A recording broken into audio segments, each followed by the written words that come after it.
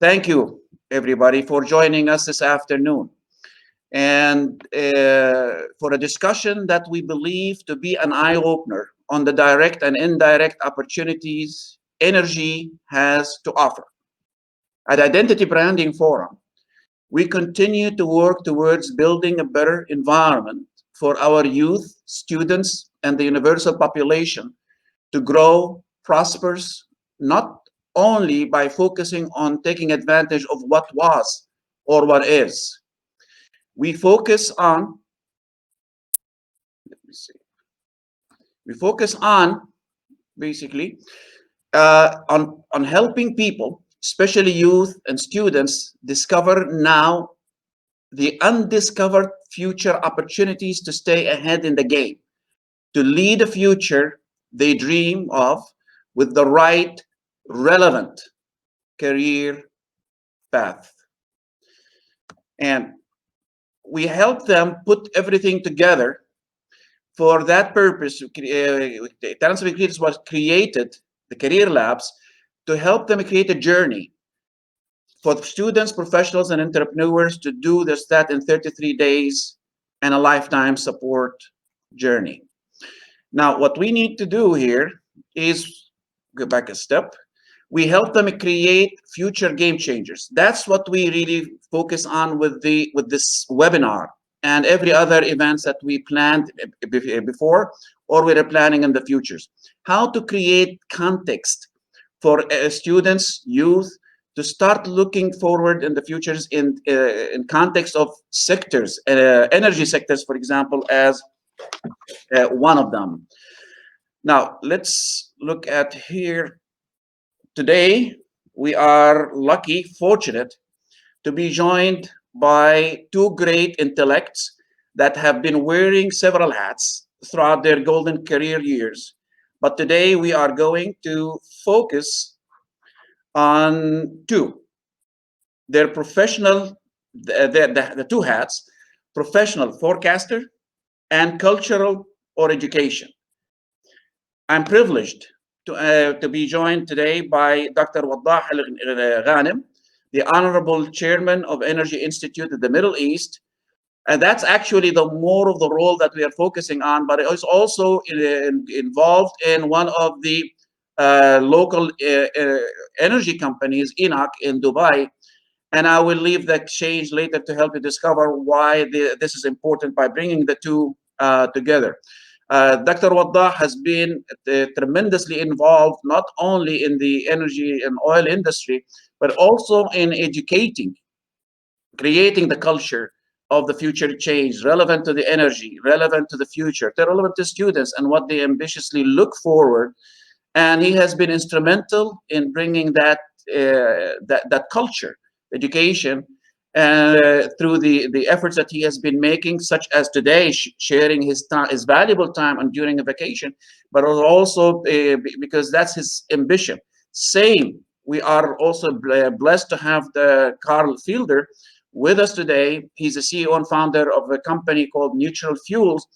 And lately, he has been named the Elon Musk of energy by Gulf Times magazine newspaper. Because of his foresight, his aggressive, patiently moving forward, especially with the biodiesels, which he will be sharing with us later today. But he's also a mentor, sharing his passion at helping people. And he has been tremendously involved also in speaking loudly in terms of what should be changed, what should be done in order to create a healthy environment for all of us to prosper. What I would like to do here, before we get started with the questions and answers, is share this video with you because it carries a message, the theme of this event.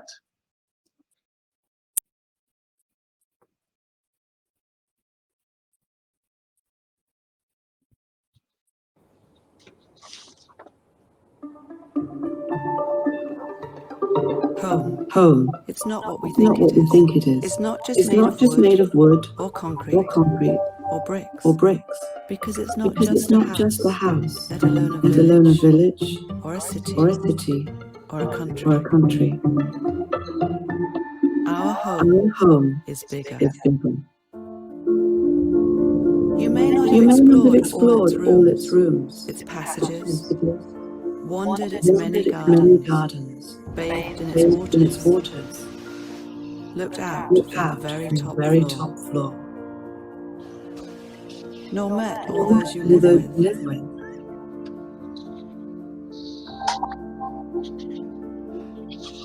This is Latifa, by the way. Why?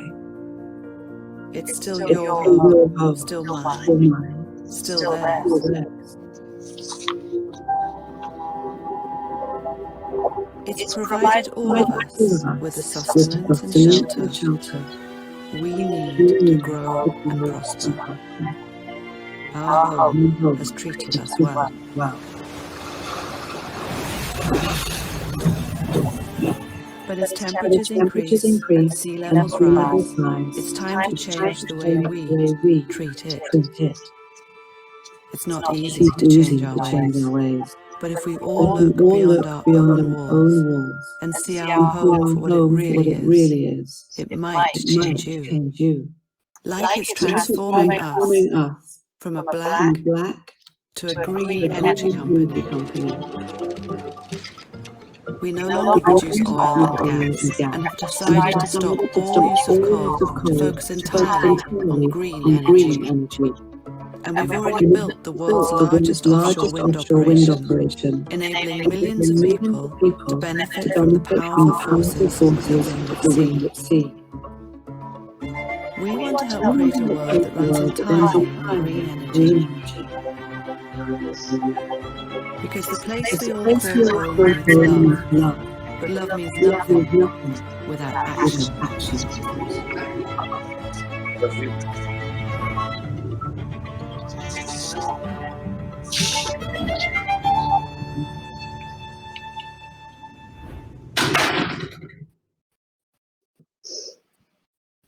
Now, the reason why I chose to select this video is because it shows that no matter what we think of, our focus should be on what matters the most to us.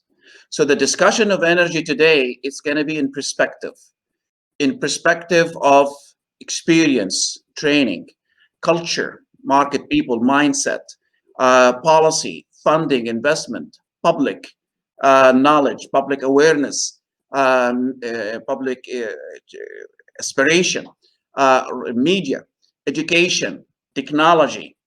Now, our energy mix is shifting from oil to gas to renewables. Our public and private organizations are working hard to decarbonize the economy.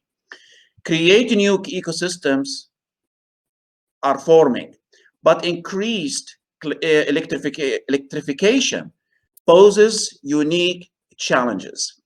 Energy future energy ecosystem and what it might look like is a polarizing topic for many of us. Atomic energy, solar energy, and energy from wind and biofuels are just a few of the promising alternatives for a cleaner and greener future.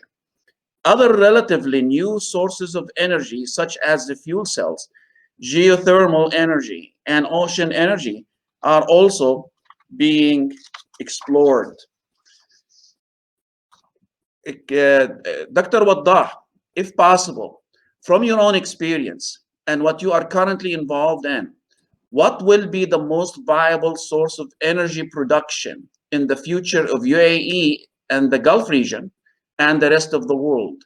If I may transfer the floor to you just now.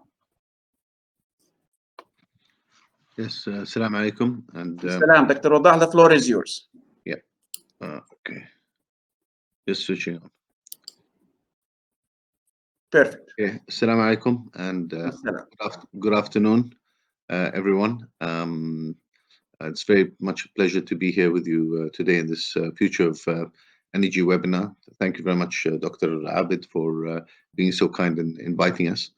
I think it's a very important topic. I like the starting video. I think it puts things into context in terms of one organization that took the leap of faith and moved away completely from the traditional conventional fossil fuels into complete renewables.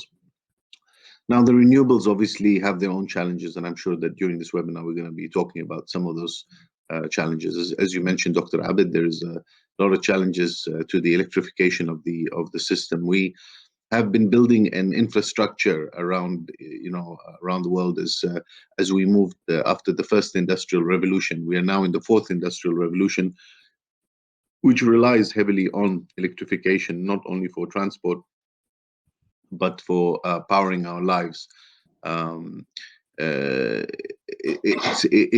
It's been extremely important, I think, for the UAE, the Middle East, this part of the world, as it has been with other parts of the world, to really appreciate the amount of electrification, and in terms of not only the supply but the quality of the electricity that is supplied, and the continuity of this supply. I've traveled to many countries around the world, and it's very normal that you get only a certain number of hours of electricity per day, or otherwise it's even less reliable than that. You don't know when you're going to have those hours of electricity every day. So you have to plan your life around when your area is going to receive electricity. So it's an interesting world that we live in. I think the video also identified the context of the whole issue of the climate change and the impact of the climate change, and what it has, what climate change has told us in the last 10, 20 years. Actually, many years ago, since the 90s, since Rio, really, when we started talking about the sustainable development initiatives and stuff like that. Today, sustainability is become something where every strategy of any organization, small or large, must really look at kind of sustainability, because we link now also sustainability to social development, social growth, and as well as environmental and economic growth. In the context of the UAE, we celebrate obviously today, tomorrow, a 49th year of unification of the United Arab Emirates, and the creation of a fantastic real legacy, where the country has been able to show how in a matter of basically 50 years has been able to grow this much, but our carrying capacity, our growth, is going to be very much dependent on how much energy we are going to be able to have. And I think the approach has been to look at diversification of our energy. So not relying, although we're considered one of the oil-rich countries in the world, but not really to focus only on oil. So we've started to diversify into renewables, into things like nuclear, into solar in a very, very big way. Wind, there is some challenges with wind in this part of the world, but we're still also still trying to look at various things, even the clean coal. So there is a balance between energy security and the supply of energy for the region to continue this carrying capacity for sustainable growth. The strategies, which we'll talk about maybe later on, look at both supply and look at demand. And I think it's important to understand that. And it's important to understand where the role of awareness in terms of demand management and in terms of sustainable approaches to our consumption patterns and demand is very, very important. And I think that's where a lot of the work that the Energy Institute for the last few years has been really focused on. One last thing I'll say before I hand over back to you, Dr. Abid, is that the Energy Institute, in terms of its key initiatives, really in the past at least 5 years, has been more focused on looking at renewables and looking at net zero carbon.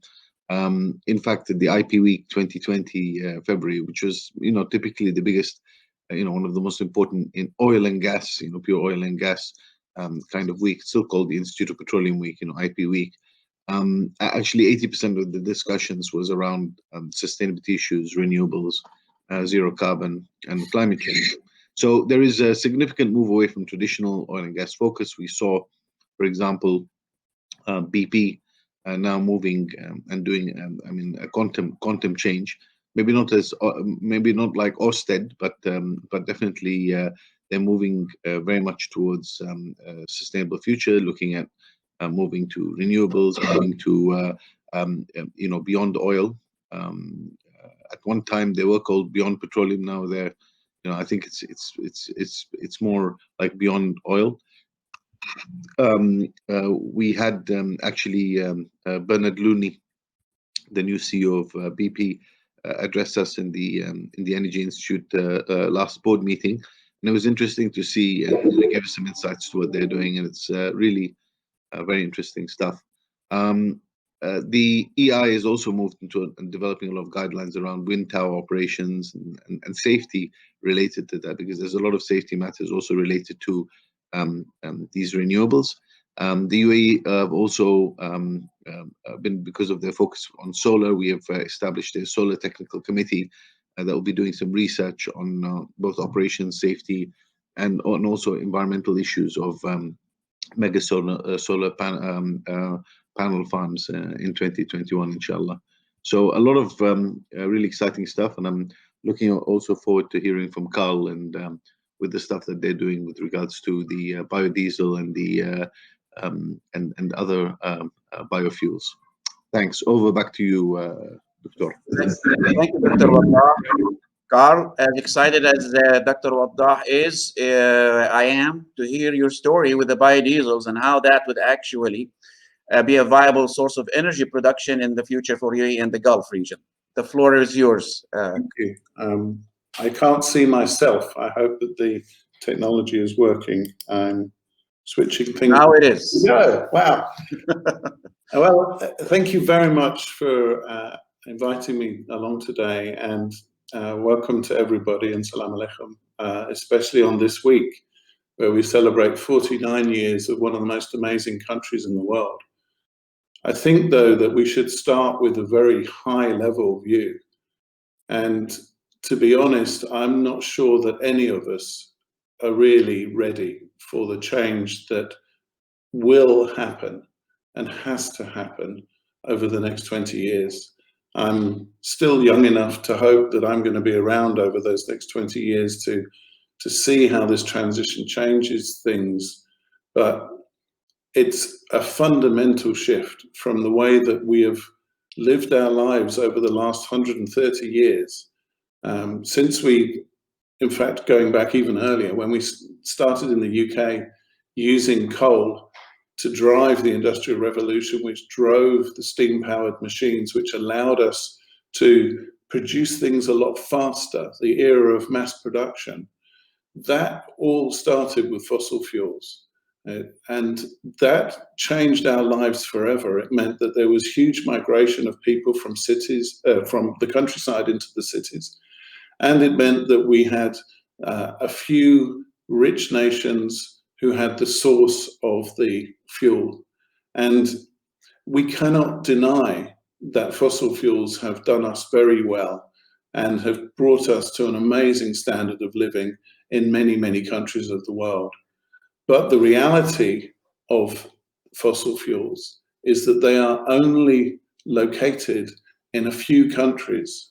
And that has led us to create a global economy that is dependent on having a few sources of raw materials, and yet a massive demand around the world for the products that they produce. And as Dr. Waddah said, the issue here is that when you travel to some countries, they simply don't have 24/7 electricity. But the failure of that 24/7 provision in many cases is due to a lack of investment or some sort of lack of maintenance, or the fact that it's simply too expensive to establish a massive coal-powered station or an oil or gas-powered station and the grid that's associated with it. The huge change which is going on now is the realization that the energy which we need to run our lives is actually far more widely distributed around the world than we realized over the last 130 years. I've recently been traveling backwards and forwards to South Africa, and I've seen there the challenges that they have when they didn't spend enough money on maintaining their own electricity grid. And yet the amount of solar power that's present in South Africa at the moment is very small. But if you go to any of the outlying communities, even some of the remote towns, they could be entirely self-sufficient on solar. And this is something that I think will become more common, that some of the emerging countries or some of the countries that don't have the wealth to upgrade all of their systems will simply leapfrog the upgrade and go straight to renewables. And this is going to dramatically change the world's economics, because we won't have a situation anymore where relatively few control the provision of raw materials that are required by the vast majority of people. So this distribution of energy wealth is what I think the world needs to somehow get its head around. Is that we now have the ability to produce electricity from solar panels if it's in the right way. We can do that cheaper than any other form of electricity generation. We've got the ability to recycle our waste into new forms of high energy density fuels that can be used with an almost zero carbon footprint. And we have the ability in many countries to harness the sea, to harness the air, in order to generate more and more electricity. There is a huge revolution happening already. And with 195 countries, and hopefully the United States rejoining, we will have the Paris Accord turned into some really meaningful action. And I know that in the UK, we're pushing hard towards the Glasgow summit next year, when we will try to come up with an implementation plan as to how we get to net zero emissions by 2050 everywhere in the world. And in many countries, we get to that situation sooner. This is a huge change. I think that the shock that all of us have felt this year through the COVID virus, in some ways is a positive preparation for what is about to happen to the way that we run our world. It's going to be hugely different. I'd like to hand back to you.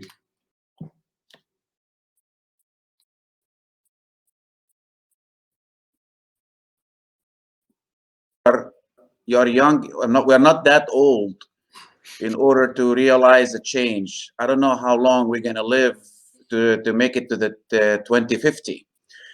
Now, the reason why I'm saying this, I've been reading a lot of reports, and one estimate talks about that the share of renewable energy in the power sector would increase from 25% that was in 2017 to 85% by 2050, mostly through growth in solar and wind power generation. But this is what I found really interesting and puzzling a little bit.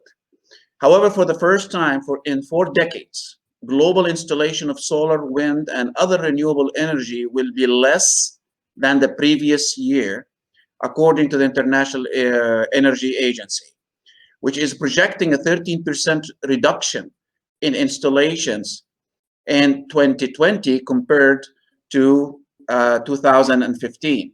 Now, Dr. Waddah, what could that be contributed to, that reduction? And with that in mind, do you think that clean energy is the future? The floor is yours. Yes, thank you. Thank you. That's a good question and interesting statistics. There's a lot of statistics projecting what will happen, by sort of in the next few decades. I tend to agree with Carl, and he says that it's going to be, it's going to be, it's definitely hard to predict. It's very really difficult to see what's going to happen, because there are various different factors. The drop in development maybe of the solar parks could be for various reasons. The supply chains, as you know, were heavily disrupted because of COVID-19, and some of the projects were shelved, some of the projects were delayed heavily. Some of the projects were moved 6 months, 12 months forward, because it was about installing new capacities, which which because of I think because of the disruption. Maybe some projects have actually also taken longer hold because a lot of projection for projects which were maybe approved on paper, but yet there was no commitment on moving towards that. The acceleration towards renewables, at least in the last decade, has been impacted. It's like the relationship between shale gas and oil price, etc. Renewables are also impacted by the changing oil price. I mean, we saw the oil price drop to below zero, at some point this year, which is something which was quite ridiculous to think. I mean, I remember having a conversation with my father, and my father called me up and he said to me, "Can you explain to me how can the price of oil go below zero?" And I said to him, "That means that nobody's going to buy the oil from you. You actually have to pay somebody to take the oil." He said, "But why would that happen?" I said to him, "Well, because there's just surplus. There's nobody to take the oil. There's nowhere to store it, and therefore you have to get rid of the oil. It's too difficult to just keep it." So we've seen the oil price really fluctuate and hit rock bottom this year. Most of the people who are forecasting oil price for the next 5 to 10 years also say that the new normal oil price is somewhere around where it is today. Sorry, Dr. Tafadhal. Okay, I'm sorry. Go ahead. Yeah. So I think that the oil price had something to do with it. Definitely, the supply chains had a lot to do with it. So I wouldn't read into that number too much. The 13% drop, it's quite normal. I think what we need to really be looking at is the other numbers that you've quoted, which is going from 25% 2017 as a baseline year to 85% in the next few decades, because I think that transformation is going to happen. Eventually. I think in the oil and gas industry, I think that they've come to a realization that oil will slowly die out, but it's not like يعني Zaki Yamani rahmatullah alayh said many years ago. He said the Stone Age did not end and the Bronze Age come in because the stones ran out. It just, it was the natural transformation. So I think it's a natural transformation that will move from the liquid fuels to cleaner liquid fuels, better quality liquid fuels, and then biofuels, etc. And then eventually, as we increase and ramp up our production, and the electrification also from both the supply and the demand side, right? So we have to remember that the demand side should be ready to do this. If everyone had an electric car today, it would be a disaster, because nobody would be able to charge their cars, and a lot of cars will be sitting stranded on the street. So we don't have infrastructure to manage the demand. And so we need to sort of manage globally the supply and the demand side for fuel. So I think oil and gas will be there. I think gas in particular is going to be the bridging fuel. That's going to bring us into that transition, because as you go from 25% to 85%, that means that every year you're changing, depending over the period. You're changing by 1 or 2%. That 1 or 2%, there's a bridging fuel for that, and it's probably going to be gas. That's what it looks like, and God knows really. It's interesting also. I mean, I would recommend that readers have a look at that. I've only had a skim of it, but there was an interesting study that was done on for really to engage with younger people. The Energy Institute ran something called the Generation 2050. It's available at the if you go to the energyinstitute.org website, and you look up Generation 50, there is about 1,000 young professionals participated in the survey. around about 150, between 100 and 150 participants from the Middle East. So we have some representative sample, the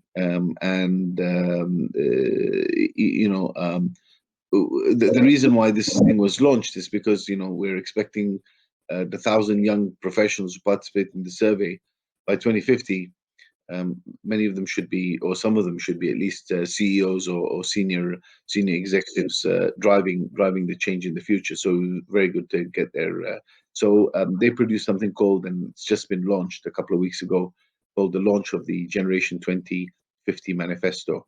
So you can have a look at that. It's interesting to sort of look at this, and it's one way that we've tried to engage with potentially the future entrepreneurs as well. So back to you, Dr. Abid. No, we're still with you here. So now, going back forward ahead in time, we are in 2050. Okay, how do you foresee your energy company would look like by then? I don't know. People ask me this kind of question. I don't know. It's very difficult. It's very difficult to say because things like COVID, and other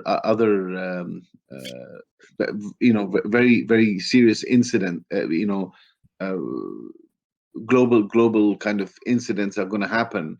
I know one thing. If you look at the last track of the last 50 to 100 years, that the amount of, for example, natural disasters is increasing to really to a massive extent. And in fact, these natural disasters like the forest fires and stuff like that are happening in the States, Australia, and Central Europe. Are also contributing heavily to problems of climate change, and climate change is actually increasing the frequency, of those incidents happening. In fact, there's very clever kids I was reading about, or I was being told about the other day, that have actually developed algorithms where they can actually estimate now in which part of the world, and as the temperatures change and the humidity changes and stuff like that, and looking using what you call it, global satellite imaging, are able, looking at stressed vegetation, to tell you where the chances are most likely of some fires starting. And that's only forest fires. So imagine all these other issues like cyclones and hurricanes, heavy rainfall in different parts of the world and stuff like that. So there's a lot of changes happening, and I think that's really now driving a lot of countries really, and industry, to start thinking, well, we actually can see us getting wiped out as a species if we don't do something serious about it. The pessimists will tell you it's a bit too late, and anyway, and the pragmatists, the pessimistic pragmatists will tell you that yes, something is being done, which is good. They recognize that, but it's too little and too late. The more positive pragmatists tell you, yes, we are going to do a few things. It's going to get better slowly, but we're still going to suffer a lot in the next 10, 20 years before it gets any better. And the optimists are saying, no, we had the ice age, and they came and went, and this is another age, and the world will suddenly, kind of regenerate itself and suddenly pop up, and everything will be fine again, which you can probably tell from my cynicism is not the camp that I belong to. I belong more to a pragmatist camp, where I think that a bit more should be done, and I can see some positive behaviors, but I still do believe that there's not enough collaboration. One thing COVID-19 did is actually showed us that it's extremely important for us to collaborate as industry, as different countries in the world, as into research, into thinking, into doing this, into doing that, to communications, and in so many different ways. So I hope one thing that does carry forward is that after COVID, whilst we all want to go back to normality, and we want to go back to doing, just enjoying the simple things in life, like meeting up with friends and family, and traveling and going and seeing people and stuff like that. That we do it with a bit of responsibility and more and try to live a bit more sustainably, because one, the environment did get a bit of a break, and to be positive, not to be pessimistic, or we saw that in about a month, plus of shutdown in different parts of the world, we saw recovery of the environmental issues, in terms of, which was phenomenal. I mean, within 4 to 6 weeks, the cleanup, we saw satellite images, we saw, flora and fauna coming back to certain areas in the world. We saw so many things. I think that the world just got a break, for a minute. I think we should sit down and really, as humanity, and really reflect on that. It's a positive sign, because it just took about a month of stoppage of our human activities, and things got better. So there is a lot of good hope, but I think we need to move a bit more collaboratively, and we need to move a lot faster towards that. Thank you, Dr. Waddah. Carl, coming back to you. What is your read on that? And are we really collaborating enough? Oh, that's a fascinating question. To come back to your point about the slowdown in deployment of renewables this year, I have to say that we're very, very fortunate to live in the UAE. Our government here took magnificent steps to overcome this virus, but many countries in the world have not fared as well as we have.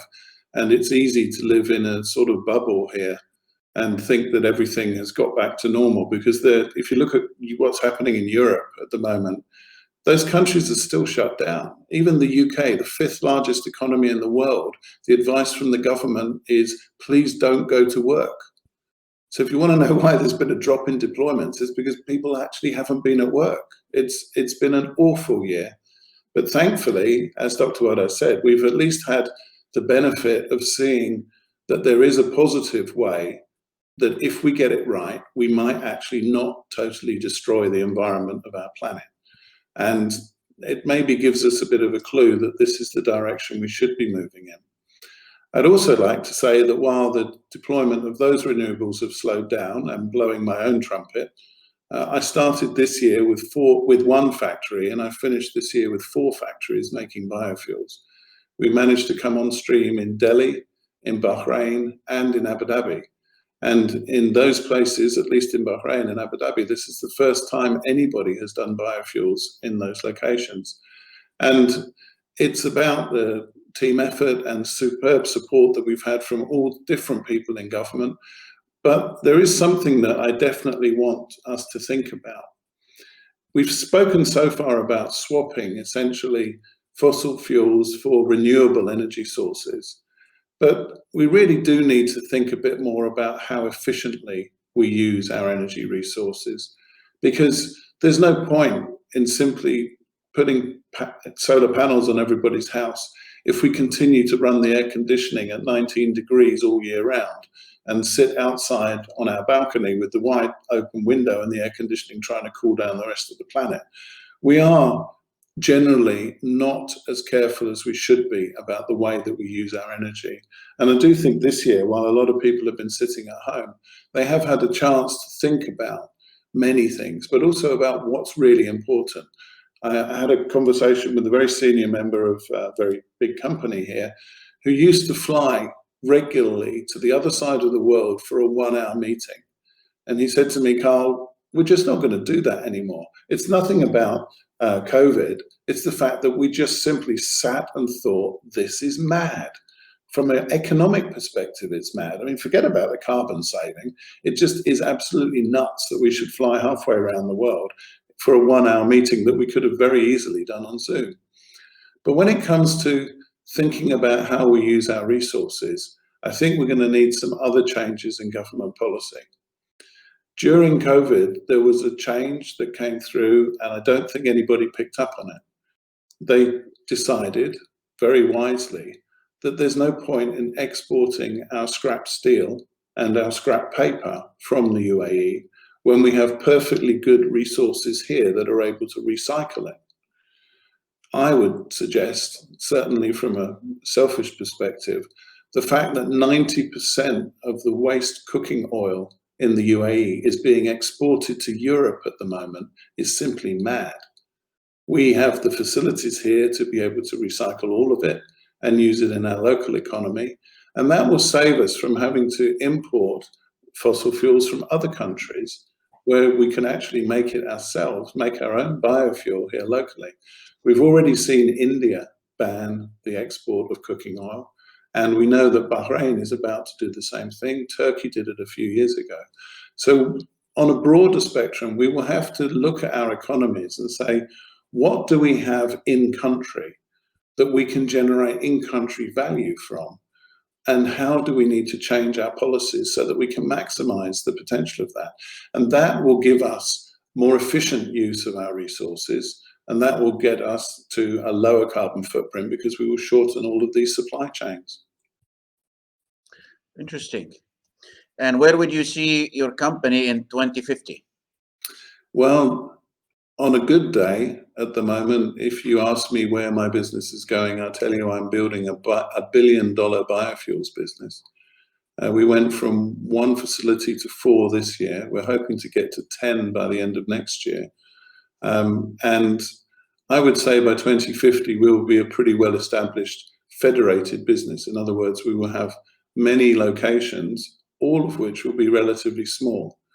Our view is that there is enough waste in a 1 million-person city to fully justify a recycling plant for the waste oil to turn it into biofuel that could be then used in that city, in school buses, in generators if you need the electricity, or in the trucking system. We've seen this happen in a number of locations already, which has proven our theory that essentially we can take waste, and waste from lots of different sources. We've currently got a pilot project underway looking at creating biofuel from waste human sewage. And there's certainly no shortage of that on the planet.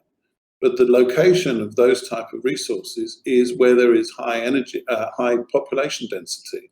And that's also where we need fuel the most and where we need energy the most. So by 2050, I would see that our business will be widely distributed at least 50 locations, and that we will be helping to fully push down the carbon footprint to almost zero or net zero. If we do have a little bit of carbon footprint left over, we will be out there with our tree planting program that's been running now for more than a year. Thank you, Carl. Now, with that said, okay, I had another report that I read. By estimation, 100% renewable world would need, as a ballpark, 3.8 million large wind turbines, 90,000 utility-scale solar plants, 490,000 tidal turbines, 5,350 geothermal installations, and 900 hydroelectric plants. I'm not an energy guy, but if I'm looking at these numbers and the growing population worldwide, Dr. Waddah, can 100% renewable energy power the world?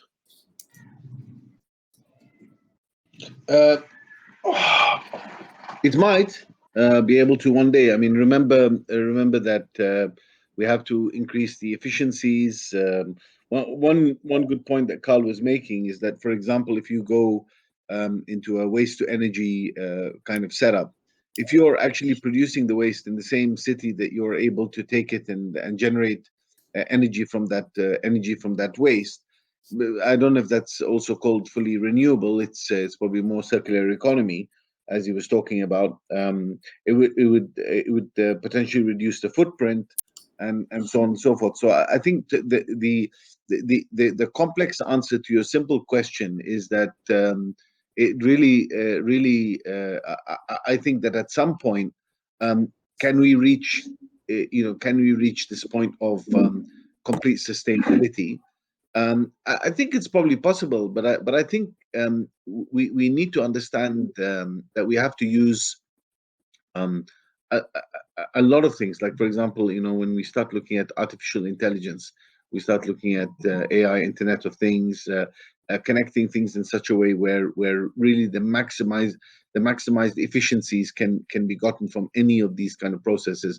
Material science developments in terms of improving the efficiency, where you can get a solar panel that will actually give you like 90% efficiency, as opposed to 35%, I think maximum now is about, I'm not sure, about 38% efficiency.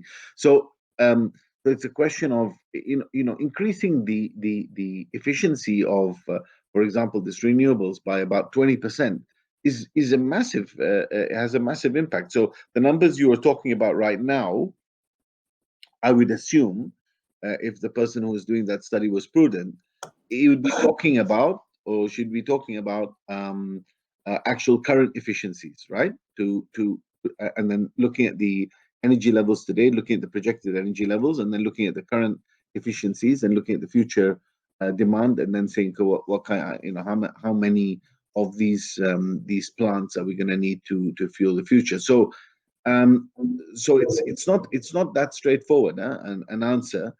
Is it possible? Yeah, I mean, theoretically speaking, I don't see any reason why it's not going to be possible. I mean, in terms of solar, because there is a limitation on solar. The solar requires a lot of land mass, a lot of land space. So if you go to a place like Singapore, where land is extremely scarce, can you really install so much solar like in other countries in the world? No, of course not. So it really does depend. So you've got to look at the strategies of different. I mean, different countries in the world have to look at different kind of strategies depending on their weather systems, depending on where they're situated, depending on how far are they, and how much can they get stuff off the supply chain in an effective way. How much oil do you have? I mean, for the UAE to suddenly stop using oil and just move to complete renewables, it wouldn't be a system. I mean, in terms of when you talk about sustainability is providing socially for people. They're providing a job market, providing income for people.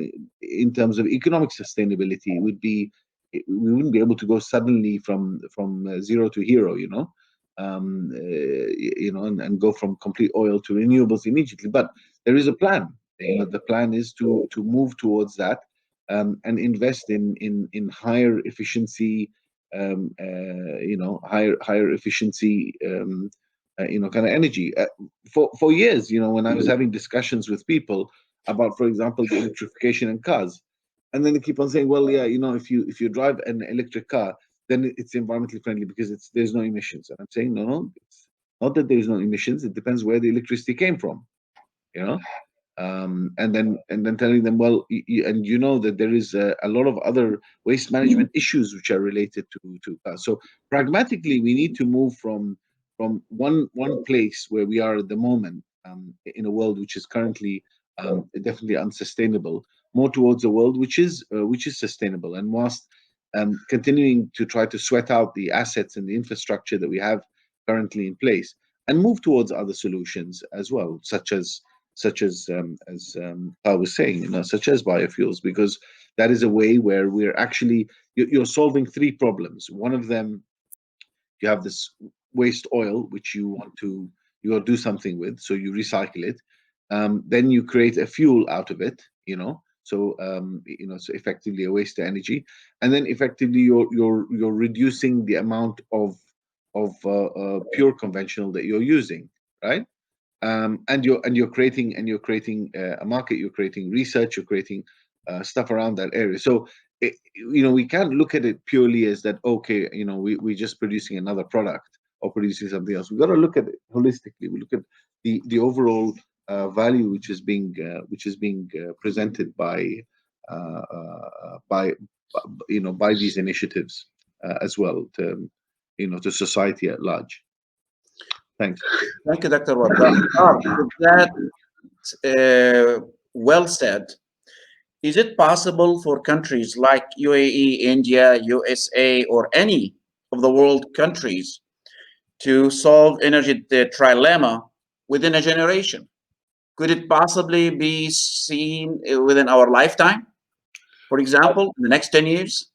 So I thank Dr. Wadda for his clarifications. And just before I answer your question about whether it's possible in any of these countries. Your camera, Carl, please. Oh, sorry, you don't have the vision of my beautiful right rectangle. But I just wanted to mention once again about the efficiencies. Before I started doing this in the UAE, I spent 3 years working at DHL running their climate change program. And we looked at how to improve the efficiency of drivers. And we found in our drivers who are well trained and know what they're doing, that between the best and the worst driver, there was 30% fuel improvement possible by simply training the driver to drive properly. Now, 30% fuel economy improvement is massive.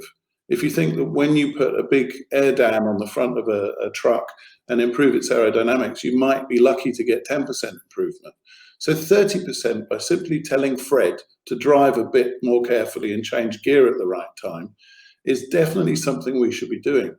And one of the things that I found when I moved to the UAE is that most companies here simply don't know what the fuel consumption is for each driver. They might know the total value of the fuel that they supply to a particular vehicle, but most vehicles are having multiple drivers during the day. So they don't have the advantage of improving the efficiency because they simply don't have the data. So there will be technological opportunities here for people to come along with very simple telematics type solutions that are able to put together a whole new business just looking at driver fuel efficiency.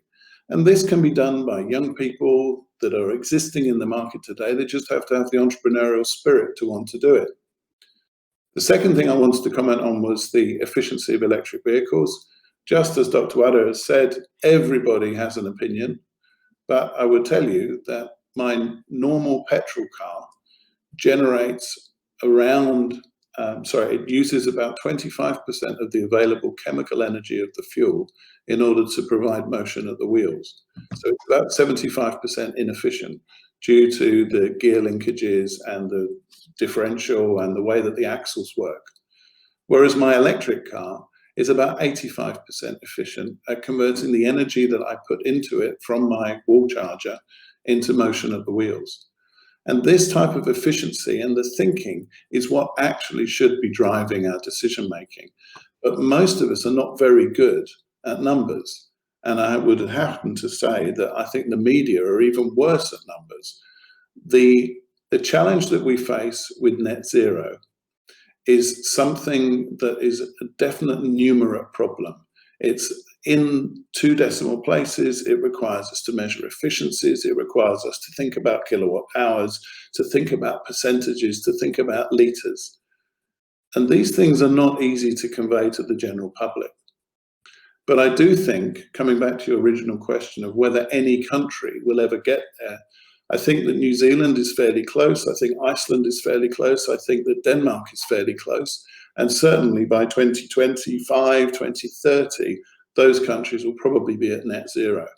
And they will certainly push the rest of us towards doing things. The UAE has got a strategy towards getting 75% of our electricity generated by renewables. That's a fantastically wonderful ambition, and I believe it's achievable. So I think that a number of countries shining the way will actually encourage lots of other countries to do the same thing. But here's my main point. I think that because the media has been very poor at explaining the actual reality of net zero, that they've stirred up the populations in many of these countries into really wanting to have a cleaner, greener future. They don't know quite what it means. They don't know what clean means in definition. They don't know what green actually means. But the population definitely seems to want it. And politicians are definitely going to want to get re-elected, and so they are going to want to give the population what they're asking for. Now, in terms of actual execution, of course, I think that it's businesses that really need to take the activity here, because businesses are the ones that generate the carbon footprint. It's not individuals, it's the business decisions of, should I be making my Starbucks coffee cup out of paper, or should I be making it out of recyclables? It's a question of businesses taking this seriously. And the good news is that pretty much all businesses are full of people. And those people are now starting to demand that they change their ways, and that companies actually do declare a net zero goal. You've seen the wonderful launch of the science-based initiatives over the last couple of years. And then recently, during the COVID, we've seen science-based initiatives actually declare a strategy for net zero. What all of that means is that companies are now starting to measure things accurately and starting to lay down a goal that they want to be at net zero, which is another number. And what they're realizing is that in many cases, they won't actually get to true zero. They're going to need to offset some of their existing emissions. And that's the net part of net zero. You can get to net zero very, very quickly by simply offsetting all of your emissions by things that are good. And I would say that there are many, many ways of doing the good things, and that doesn't just involve carbon credits. So I really think that companies will force the world to achieve the goals that the governments have outlined. The governments are going to be pushed by the people to do this. And I think that the media is going to continue to slightly misreport it, but certainly they will keep pushing everybody towards this goal. Thank you. It's interesting when you say the media lacks proper understanding to educate the public. And this is a subject that we're going to be addressing next in our next discussion. But let me move to another video to bring us to the next session subject. The world is changing. By 2050, global energy consumption will increase by more than 50%, placing unprecedented demands on the energy industry to innovate. In order to keep pace, the industry is striving to become more sustainable, more intelligent, and more efficient than ever before. AWS provides the broadest and deepest cloud platform, helping companies transform the core of their operations today and innovate for a more sustainable energy future. With our customers, AWS is continuously developing new technology and solutions that empower energy companies to think big and start small. Our products and services can reduce the complexity, time, and cost of securely gathering information, transforming hundreds of thousands of data points into actionable insights so you can address what's working and what isn't. AWS connects the distributed parts of your business to create an agile, efficient, and intelligent system of operation, to make decisions smarter and adapt to what's coming faster, all while making the workplace safer for employees and reducing impact on the environment. The world is changing, but the future is here. AWS is how. Now, this is Amazon, or by Amazon. I'm sorry.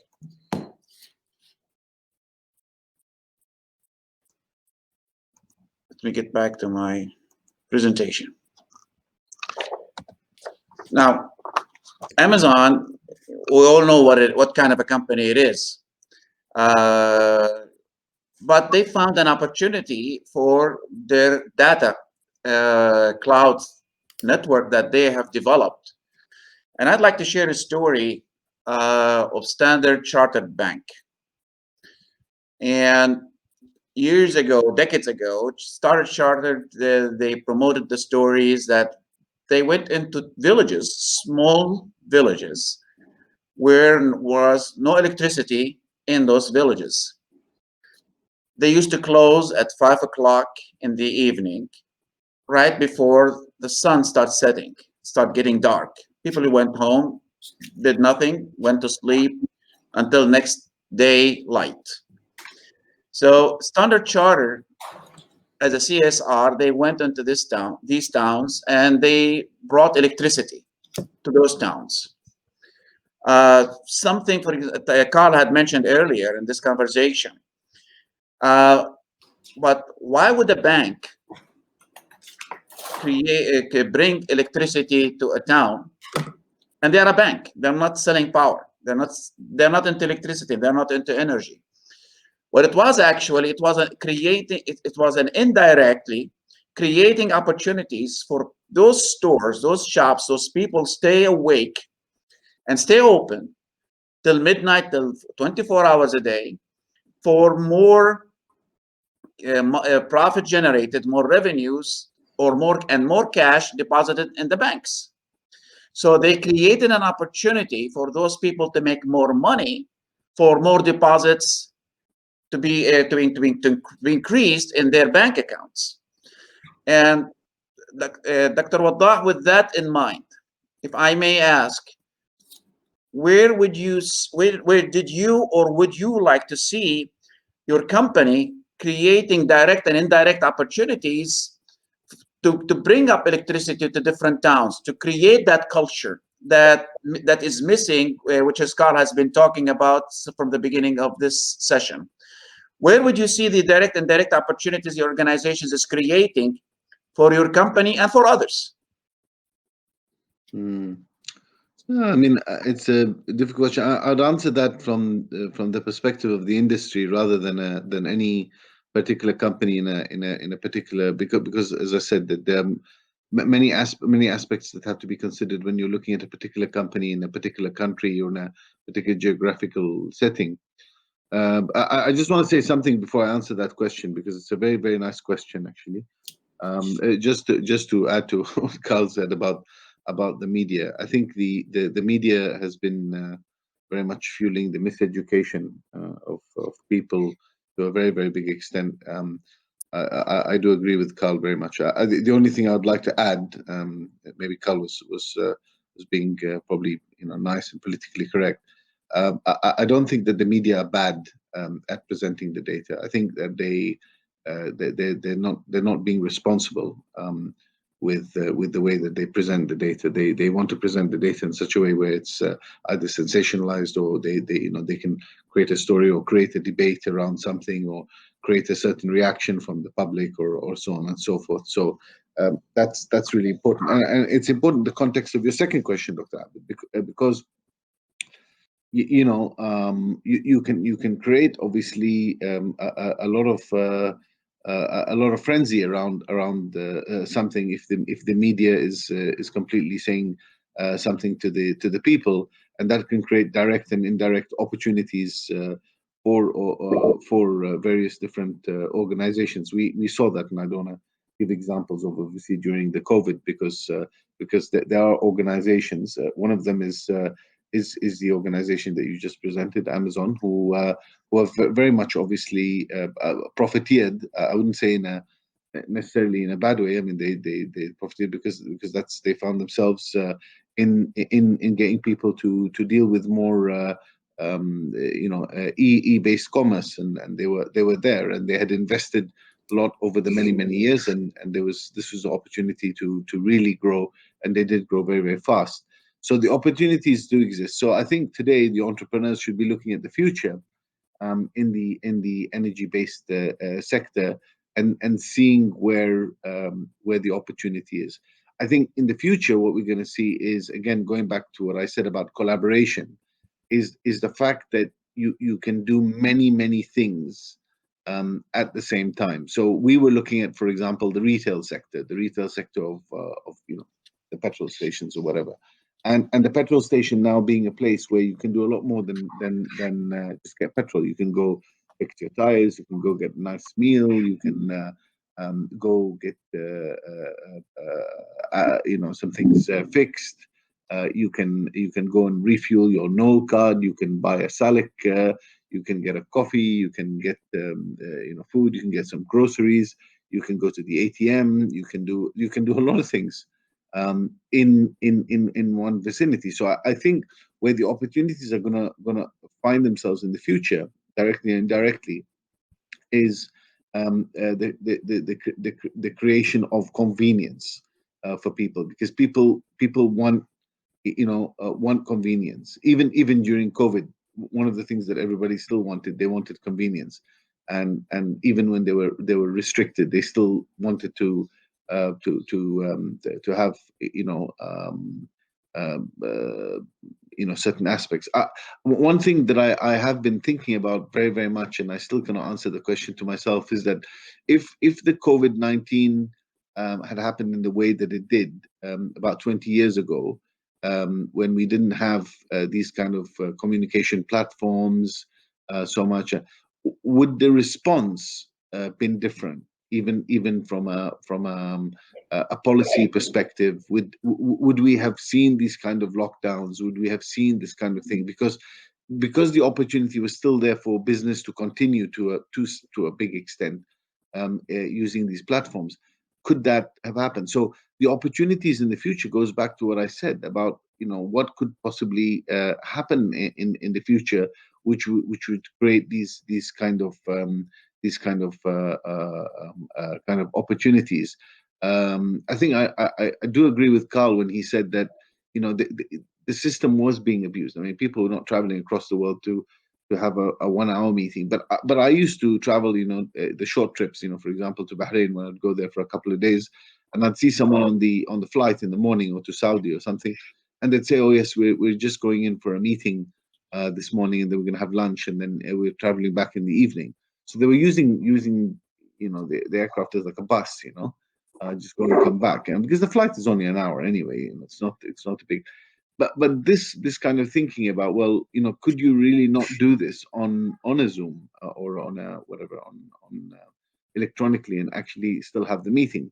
But to close business, and to really do business, we know that the personal touch, and actually meeting with people face to face is the way that we've traditionally done it for thousands of years. Yeah, so it's not going to suddenly change, and we're going to suddenly, just because we live in a world where electronics are there, are we going to completely change ourselves as humanity? I think it's going to be very, very worrying. And I know I'm not answering your question, Dr. Abid, but just sort of brainstorming, some of the ideas. So opportunities, in short, in the future are going to come, and either they're going to be induced by creating, like you gave the example of the bank that invested in bringing electrification to a particular town or a city, or otherwise. I mean, today these opportunities are being built. I mean, Google, for example, is creating a lot of these kind of opportunities for further commerce, and they're going and they're buying companies and startups and great ideas that have come up, where they can connect everything. I mean, everything. A lot of people that I speak to, they love the fact that everything can be connected to one account, and everything can be connected. The whole world can be connected, because it's that convenience. The opportunity to create that convenience for people in the future is going to become really a necessity. So whereas it was a novelty, it'll become a necessity. And I think the opportunities in the future are going to be to give people a greater degree of let's say, of customization, because when everybody has the same thing, people will get bored of it. They want something different. I don't know. But I think in the energy sector, there are going to be opportunities where, for example, there'll be upward and downward integration of the energy companies into investing, for example, into charging equipment, into battery technology, into maybe even cars, maybe buying shares in companies like whatever Tesla or other companies that are developing vehicles. I think that there will be a migration into probably upward and downward integration. One last point I want to say: I think the opportunities are also going to come from the entrepreneurs, from younger people, and I think that that's why I think the role of academic institutions and vocational institutions in terms of preparing the future energy leaders is extremely important. I think we're gonna come to that, Dr. Waddah, in a minute. okay. What I would like to respond to one comment that you made, and I appreciate you brought it up. It's in context of the whole conversation, and when you said if it happened 20 years ago, would we had the lockdown like we did today?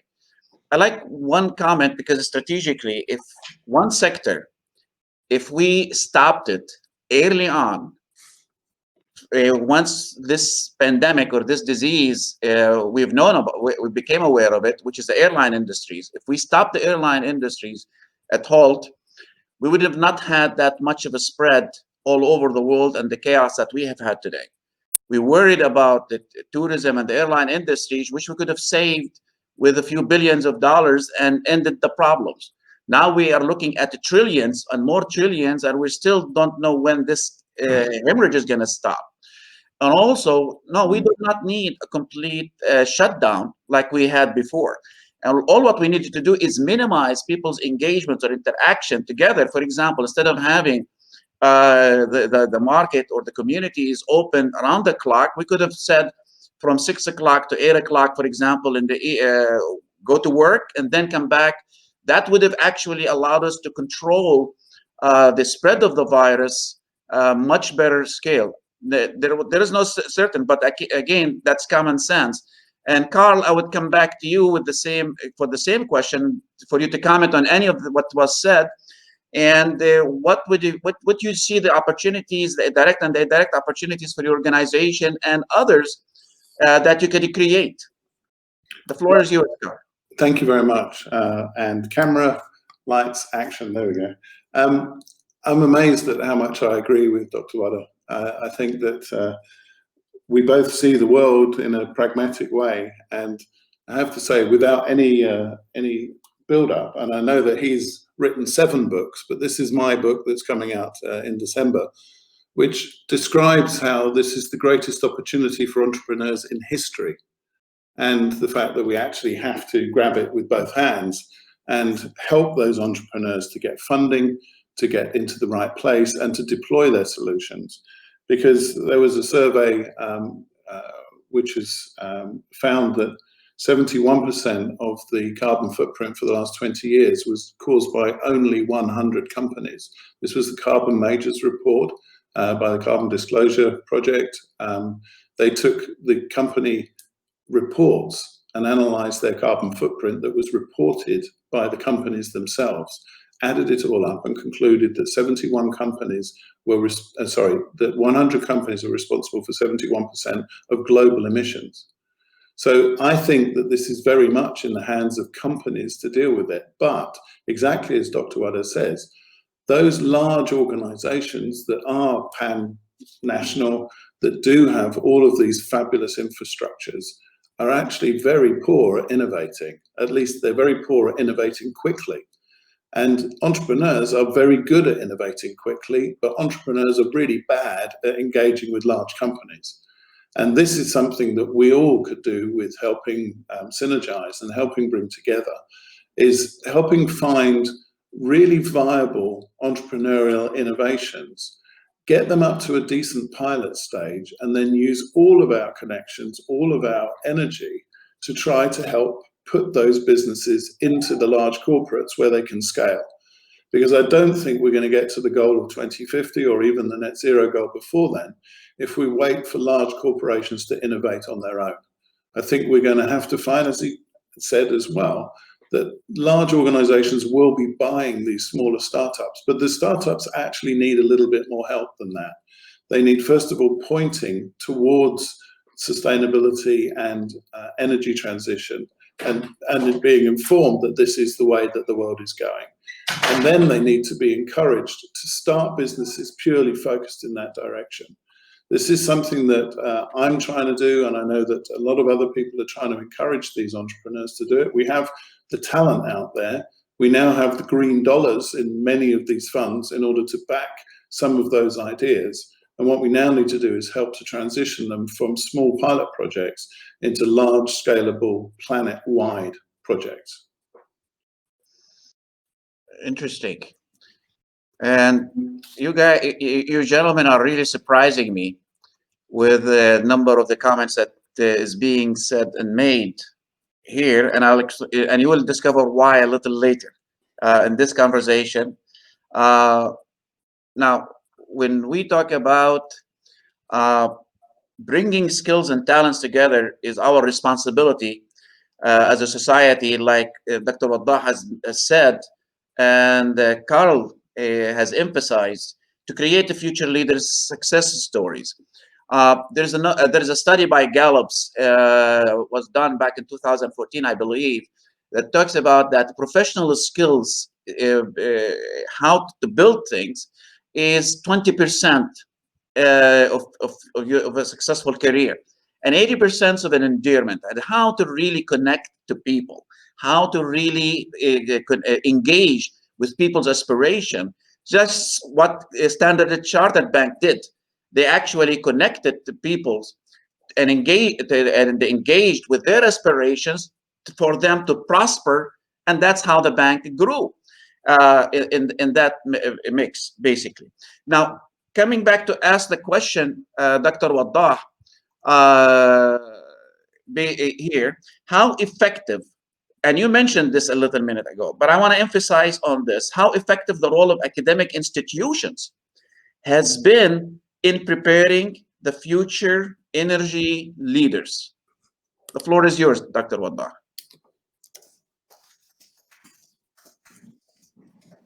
Well, I don't know. I mean, I've on the whole, I would say they haven't been as successful, but that's for, there's probably a bigger reason for that, because I think the academic institutions have also in themselves started focusing on a development of research, and the research. If you look at the research cycles and the time it takes for pure research, I'm talking about here in universities, takes sort of a long time. The gestation cycles now for products and services and new ideas to come out is become much shorter. So the research cycle has to sort of kind of speed up, and it's possible because when I was back at university, and I'm still pretty very much a young man, but I was at university and I had to go to the library.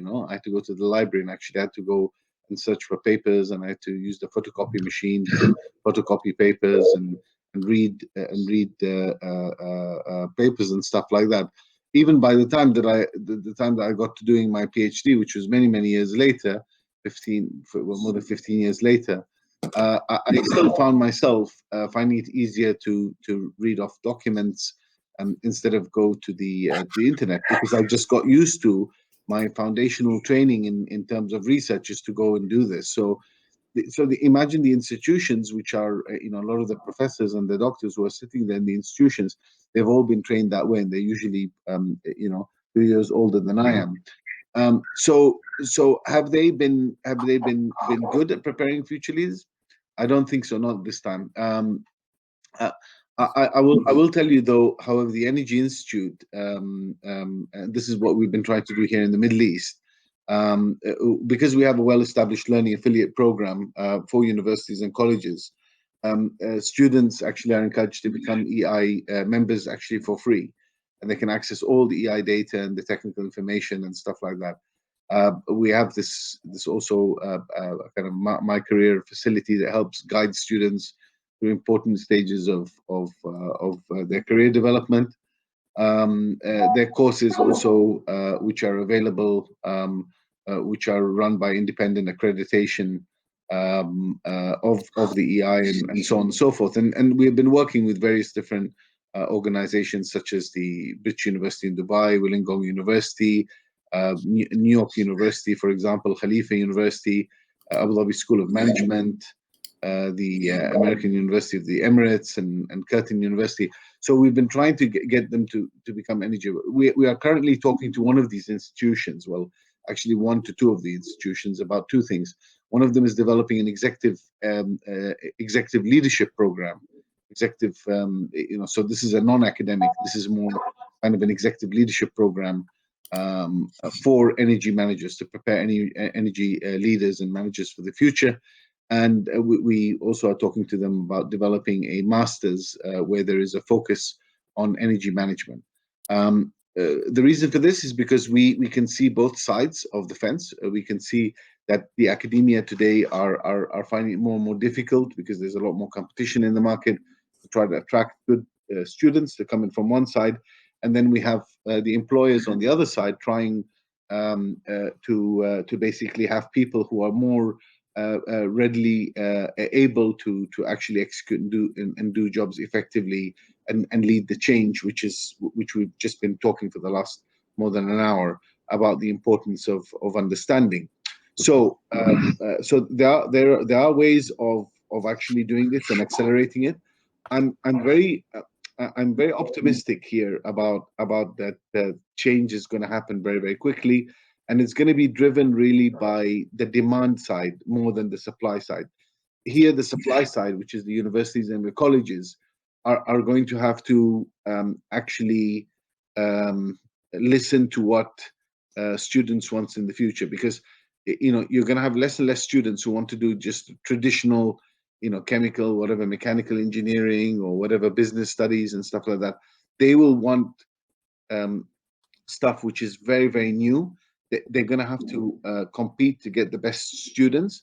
Just to give you one example, in the work that we do with the Platform for Connected Leadership, myself and my research partner, Professor Stein, we are always discussing this whole issue about, if you were to start, or you started your MBA, let's say in September 2019, yeah, you'd be really, really unfortunate, because if you're doing that MBA as an executive MBA over to about 2 years, or even doing it over about a year or 16 months, I mean, all this stuff that you would have learned in your MBA would be very, very much outdated, yeah, in this, what was happening, and it wouldn't be able to sort of deal with issues, for example, in COVID.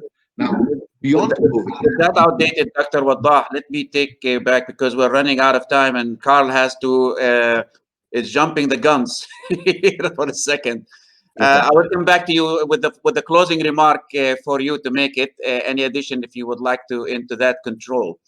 But I'm glad that you're talking about a lot of the initiatives, what you has been doing in terms of the educating students.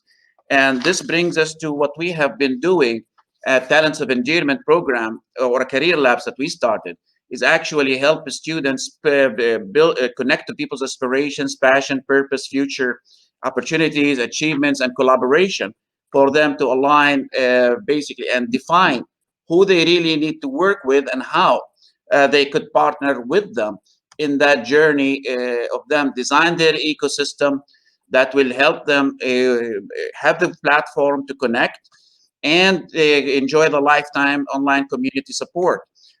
Basically, we help them learn to give and grow. Similar example what we did, what Standard Chartered had in place.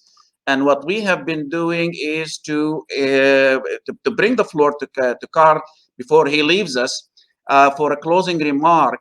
And because everything is about people's aspiration, everything is about what really people needs to have in order to grow. And we have a project that we're going to start with all the people that joined us today, and later, which we hope that Dr. Waddah and Carl will be mentors on that journey for them. Carl, I will give you the chance to give us the final words before you depart us for the evening, and then we'll carry on. Thank you very much. I'm sorry that I've run out of time. Just to wrap up, I would say that this is a fantastic opportunity for entrepreneurs. The market is very well defined. We have to solve problems as entrepreneurs, and the problems are pretty straightforward. We have to find more efficient and less carbon intensive ways of doing absolutely everything. And the world governments are behind us, the world financial markets are behind us, and we have to make all of these changes and all of this innovation happen very quickly. So I wish everybody the best of luck. I certainly intend to do my bit to try and make this happen for my children's sake and my children's children's sake. And I wish all of you a very peaceful evening. Thank you. And we hope, Carl, that you will join us as a mentor on the next project assignment that we're going to be doing with students at universities. We will just be a pleasure of ours. We'll see. I'm trying to put you on the spot here. have a safe time and a weekend. Take care. Thank you. Like coming back to the picture. Let me just take the floor back. So basically what we are looking to establish is really connect the industries with people aspirations like Dr. Waddah has mentioning, and Carl has mentioning. Dr. Waddah, I'd like to give the floor back to you to finish to continue where I stopped you. And I apologize for that. No, it's okay. Can you? The floor is yours. Yes. No, I think I think to give a few, maybe a summary wrap up around our ideas around today's webinar and the discussion that took place. I thoroughly enjoyed it, I must say that, and I enjoyed also hearing your thoughts, Dr. Abed, and some of the research, and also Carl's input has been really fantastic. The world is changing, and it's changing very, very fast. I just want to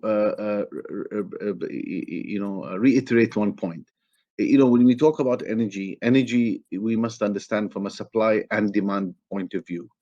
As you said, in the creating opportunities, the creation of opportunities is that if you create, for example, electrification, and if you make it easier, for example, for people to charge their cars, more people might start investing into electric cars. But there's other factors as well. The electric cars themselves need to improve their technology. They need to be able to perform as people need to use them for their as they use petrol or diesel cars. They need to be at the right kind of price point, where people can invest in it, and so on and so forth, right? So it's complex. It's not a simple question to understand what's going to happen today and tomorrow. But it requires therefore continuous engagement in thinking. When I was talking about, for example, the MBAs, what I studied in my MBA now, more than maybe a decade and a half ago, it's very, very different. I mean, some of the fundamental thinking, the models and all that, still hold very much true. But really, in terms of their application and the ability to apply that kind of knowledge is very different. The way that we deliver the training and with the way that we deliver teaching is going to have to be different. People just don't have the same kind of even patience to go through the typical type of ways that we learn in terms of the lectures and stuff like that. Today, people want blended learning. They want more videos. They want more, action-based learning. They want more, which is fine. And I think we need to understand that. One point that Carl said today, which was really really good in terms of training and competency. He said that, look, if you train and make drivers more competent, you can reduce the fuel consumption by 30%. I mean, I believe that because I know this. We run fleets in Enoch, and driver behavior has a big impact on fuel consumption and economy. So what I'm saying is that when we want to address the energy challenges of the future, we really need to approach it in a holistic way, and I really mean holistic way. We must understand demand as much as we understand supply, and then we must understand the dynamics between supply and demand. You can create a demand. I mean, just to give you an example, the other day I went to Medef Center, one of the shopping malls here nearby, and in the morning, and this is, we're still in COVID, social distancing and people wearing masks, and I'm particularly, I'm also careful. I live my life and I don't sit and worry about things, but I also am careful. but I saw, about 100 people lined up, spaced, 1.5, 2 meters apart, which means that the line was pretty long, more than 250 meters of people waiting for the iPhone shop to open, and I didn't understand why. Because I'm not maybe technology savvy, but they're waiting for this, apparently this new iPhone that has just come out, and everybody wants to be there to be the first to buy it before it runs out. I mean, that is a creation, the ability to create demand, which for me is bewildering. It's bizarre. It's bizarre for me that I'd go and stand there. I mean, I find it difficult enough to stand in a queue to do anything that I need to do, let alone go stand in a queue. That's going to take me 5-6 hours to get a device. And is it really that necessary? But the demand has been created, and people are willing to invest in that. So let us create a demand for a sustainable future. And if we create a demand for a sustainable future, then basically we're going to get a sustainable future, because people are going to be willing to stand in line for hours on end, to get that sustainable future. So I don't know. With that, I think those are my closing comments, Dr. Abed. Thank you. Thank you. And I wouldn't stand in line for an iPhone 12. I wouldn't be caught dead with that anyway. So it's not me. People are up to date with technology. And what we did in Talents of Endearment Career Labs is create a journey for every student and industry leader to craft a career path that impacts both futures. And what actually why we do that, because we combine the wisdom of industry leaders with the hunger of dreaming students filled with different aspirations for a different future. By bringing the two together, we foster a collaborative environment that delivers amazing results. So what we do, we go out of textbooks into text fields, and that creates a new reality that is what we call the ground reality, not discovered by the energy sectors or anywhere. And that's why we focus on creating these kind of webinars, for example, to create that orientation, to create that contextual relationship between the two. We have a program that's going to start, on January the 14th to February 15th of 2021. It's a 33 days online journey. On the handouts section in of this webinar, you will find lead with Endearment Career Lab. You'll find all the information necessary. We also have on the 12th of December, coming up at 2 o'clock in the afternoon, a town hall meeting to provide people, students, parents of students of high schools, college students, and industry leaders, an orientation and questions and answers of everything that they might need to know in terms of that relationship. And you will also find one video that you will find interesting about Arnold Schwarzenegger that will help you to decide your future now. And also there is You Fill the Blanks Students Passport to help you start looking at and share, and you're more than welcome to share it with all the people that you know. And you're more than welcome to share your feedback or their feedbacks as well, because what it's important isn't what you hear. What's important is what you are able to visualize now about your future, to see yourself ahead of time. That's when I say, when you are a dreamer, where do you see yourself in 2050? How far do you want to go in that? And that will help you actually reach your momentum and connect with your future. With that said, anybody has any questions, please ask. Otherwise, we would like we stop here. And any questions? All right, Dr. Waddah, any comment? No, not really. I want to thank you very, very much. Look, in terms of the question of being involved to help with the mentoring, يعني Dr. Abid, how busy we can get. So I will say a very careful yes. I'll try to help. I actually mentor people with the Board of Directors Institute and Perfect. maybe some other people within the organization. But I have only a limited amount of time that I can spare. But once in a while, definitely, I can definitely try to help. So whatever I can help with for the next for the next generation, I'm more than happy to assist, inshallah. Okay. As we say, pure drop of spring is enough to purify an ocean. Thank you very much. Yeah. Whatever you bring up in there, I really want to thank you for your time. It's a vacation time, but you took it to be with us today, and I thank Carl also for having the opportunity to be with us, and everybody that joined us this evening.